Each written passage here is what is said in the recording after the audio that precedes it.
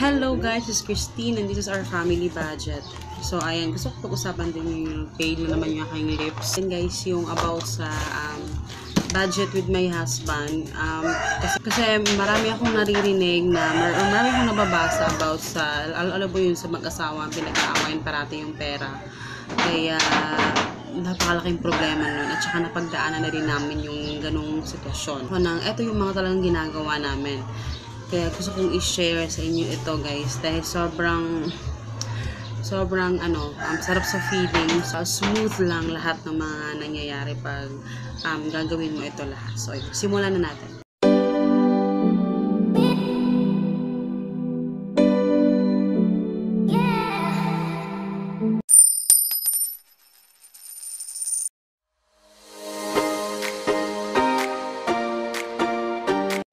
So, pasensya na guys, medyo maliwanag yung lighting dito sa ito sa side na ito sa bintana. Pero unang-una guys, unang mong gawin, kailangan ask help.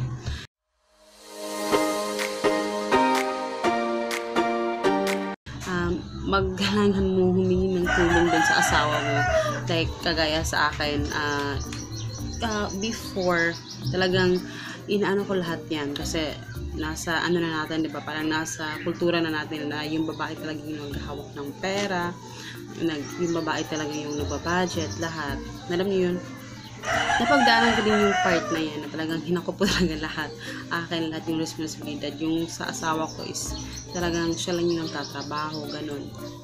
Pero hindi pala maganda yun. Kung may time na talagang pinag-awayan talaga namin ni Papa yung pera, parang nakakahiya ba? Para bang ano ba yung feeling na nahihiya ka na pinag-aawayan yung pera, parang ganun. So, dumating kami sa punto na ganun.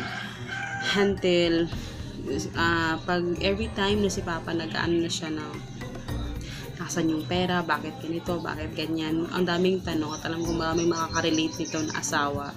Kasi sobrang, minsan hindi mo masasagot kung saan napunta yung pera kasi ang alam mo, nagastos mo yon sa pagkain, sa mga ganun, hindi mo siya ginastos sa kung ano-ano, pero sa pagkain talaga. Pero hindi mo masagot kung saan, kung anong pagkain yung nabili ko dito, ganyan, kasi bakit hindi nagkasya yung sahod, ganun.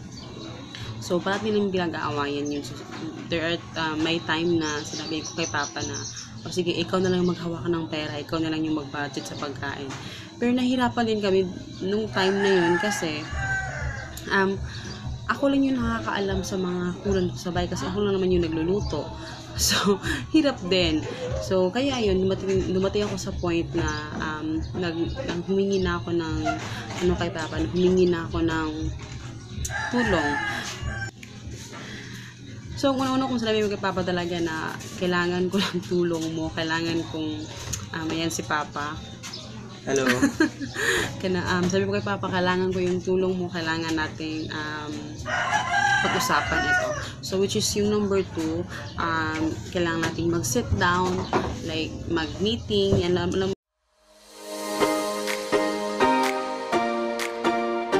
yun. So, nag-set kami ng na okay pa, kailangan nating mag-usap, kailangan nating upuan ito. Sit down kami ni Papa, sabi ko kay Papa, ano ko sa kanya. So, umupo kami, nag-usap kami, nag-meeting kami. So, ayun. So, number 3 is yung mag-budget kayo as a family.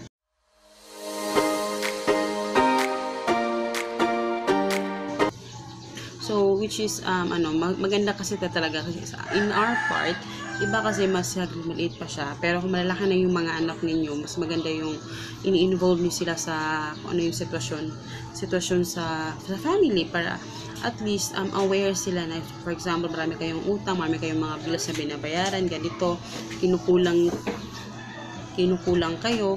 Kasi, nung nag-meeting kami ni Papa, talagang pinasulat ko kay Papa lahat yung mga bayarin, mga bills, like sa kuryente, sa mga dito sa mga utang. Lahat ng bills na yun, talagang tinotal namin. Tapos, kung yung total na yun sa lahat ng isang buwan na babayaran namin at saka yung kikitain namin sa isang buwan is magkakasya ba yung income namin dun sa aming papayaran lahat. So, baby. So, nung ginawa namin yon is, nung first, talagang may shock factor talaga kasi iisipin mo nga, ganito pala kalaki yung, ganito pala kalaki yung, bills natin sa isang buwan, tapos yung sahod natin, ganito lang yung kinikita natin. So, that way, parang makikita din ng family mo, diba? Mas maganda yung mag-budget talaga as a family para makita nyo yung sitwasyon. So, ang nangyari is, makikita mo doon kung saan kayo mag-a-adjust, anong part doon na pwede nyong ikaltas doon sa mga bills ninyo, ano yung pwedeng kunin doon para magkasya lahat yung sinasahod nyo buwan-buwan. So, ganun. Napaka-importante nun, guys. Sobrang napaka-importante. So, yun. Tapos, number 4, assignment. So, dito sa bahay, meron kaming mga assignment ni Papa. Gumawa kami ng mga assignments na like sa kung kay Papa yung assignment niya is kasi si Papa may option na naman siya. So syempre hindi ko pwede pakialaman yung pera niya dahil syempre kailangan niyang iparolyo yung income niya. So si Papa binigyan ko na siya ng assignment na okay, hindi naman ako hihingi sa'yo kasi kailangan mo i-rotate yung pera.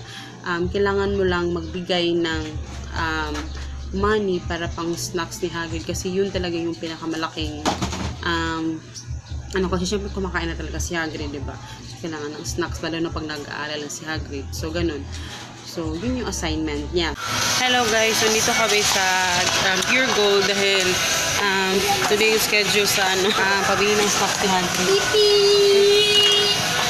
So, maghahanap kami dito ng buy one take one pang Greek. So, yung akin naman, iba naman sa Shopee ko, iba din yung assignment ko doon. Yung assignment ko sa sahod niya na ako yung nagbabudget noon sa sahod na yun. So sa budget na yun, sa pera noon ni Papa sa kanyang sahod is, lingkod pa ba?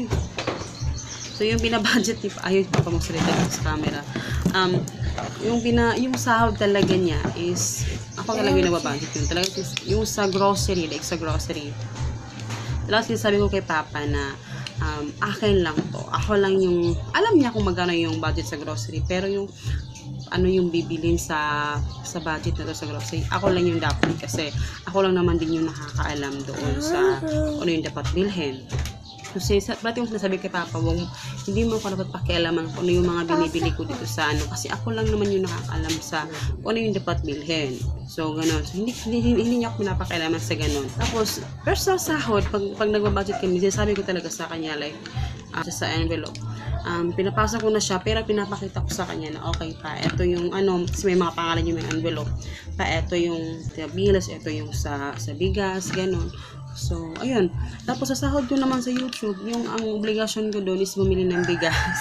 Ako yung taga-bili ng bigas, like, pero kung wala pa naman yung sahod, kinukuha ko lang din doon sa grocery namin. So, ganun kasi, ngayon, 3 kilos lang naman yung nauubos namin na bigas. Talaga yung may assignment para at least alam ng bawat isa ano yung responsibilidad para maiwasan din talaga yung gulo, guys. Sobrang napaka-importante. So, ayun. Tapos, ang pang-5 naman, syempre yung regular meeting.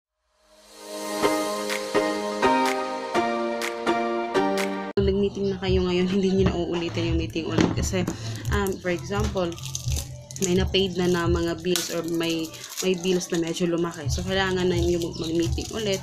So, kailangan may regular meeting. So, yun yung ginagawa namin ni Papa. May regular meeting kami ginagawa. Like, okay, ano yung update dito sa savings? Okay na ba? Yung utang natin, okay na ba? Kailan ito matatapos? Kailan ito, ganyan. So, importante yung regular meeting talaga. So, ayun lang. Yun lang, guys. Yun lang yung gusto kong i-share sa inyo. Pero si Papa, gusto ko si Papa may nakaupot sana dito kaso ayaw niya. Hihiya siguro siya magsalita kasi hindi naman siya sanay.